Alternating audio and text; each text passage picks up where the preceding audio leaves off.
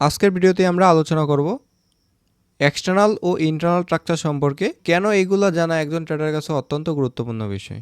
মার্কেটের এক্সটার্নাল ও ইন্টারনাল লিকুইডিটিগুলো ধরতে হলে আপনাকে অবশ্যই এই স্ট্রাকচারগুলো ভালোভাবে বুঝতে হবে। যারা এসএমসি শিখছেন বা শুরু করতে চান তাদের জন্য এই টপিকগুলো অত্যন্ত গুরুত্বপূর্ণ বিষয়।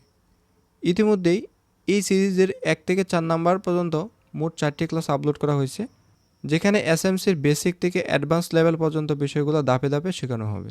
তাই যদি এখনও সাবস্ক্রাইব করে না থাকেন তাহলে সাবস্ক্রাইব করে পাশে থাকুন। তো চলুন শুরু করি আজকের ক্লাস। এখানে দেখতে পাচ্ছেন এসএমসির একটি শিডিউল 1 থেকে 4 নাম্বার, টোটাল 4টা ক্লাস হয়ে গেছে। আজকে যে ক্লাসটা হবে সেটা হচ্ছে এক্সটার্নাল এবং ইন্টারনাল নিয়ে। তো যারা প্রিভিয়াস ভিডিওগুলো দেখেন নাই তারা আমার প্লেলিস্ট থেকে দেখে আসবেন।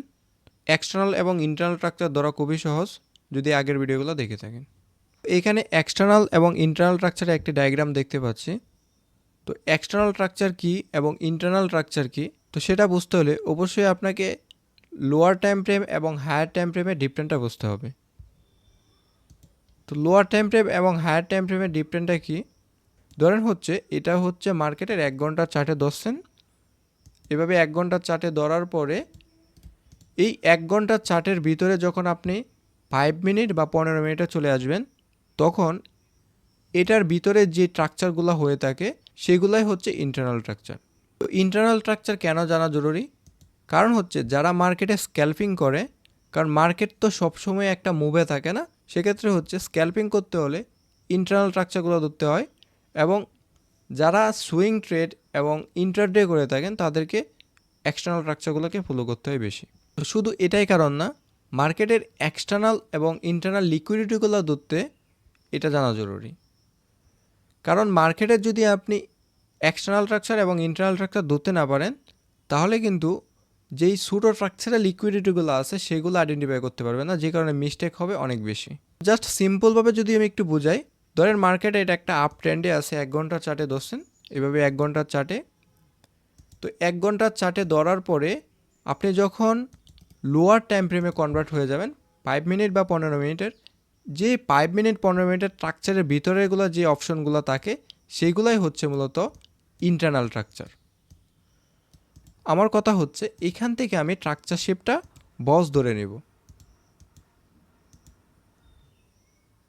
পরবর্তী এই স্ট্রাকচার শেপটাকে বস হলে আমার বস হবে, এবং এই স্ট্রাকচার শেপটাকে যদি আমার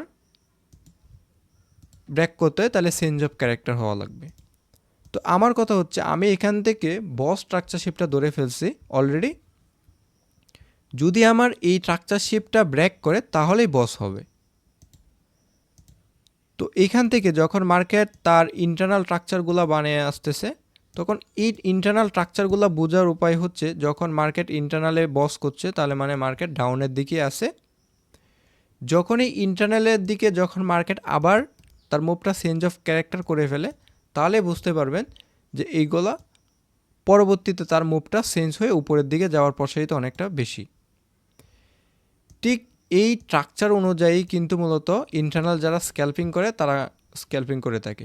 যারা এক্সটার্নাল স্ট্রাকচার তাদের হচ্ছে যখন মার্কেট নিচ থেকে উপরের দিকে যাইতে থাকে তখন হচ্ছে এই পজিশানে কোনো ফেয়ার ভ্যালু গ্যাপ বা পয়েন্ট দেখে দেন এখান থেকে যখন চেঞ্জ অফ ক্যারেক্টার মুভ দিয়ে দেয় তখনই মূলত হচ্ছে মার্কেট উপরের দিকে মুভ বোঝা যায় যে আসলে কোন দিকে যাবে। তো এই হচ্ছে এক্সটার্নাল স্ট্রাকচার এবং ইন্টারনাল স্ট্রাকচার মেন বিষয়। তো সহজ কথায় যদি আরেকটু সহজভাবে বলি, তো আপনি ধরেন এখান থেকে একটা হায়ার টাইম ফ্রেমে ধরছেন, হায়ার টাইম ফ্রেমে ধরা বস ধরছেন, এবং পরবর্তীতে ছোটো ছোটো লোয়ার টাইম ফ্রেমে যাওয়ার পরে এই ছোটো টাইম ফ্রেমেরগুলো হচ্ছে ইন্টারনাল এবং বড় যেটা বস ব্রেক করতেছে এটা হচ্ছে এক্সটার্নাল। Just simple.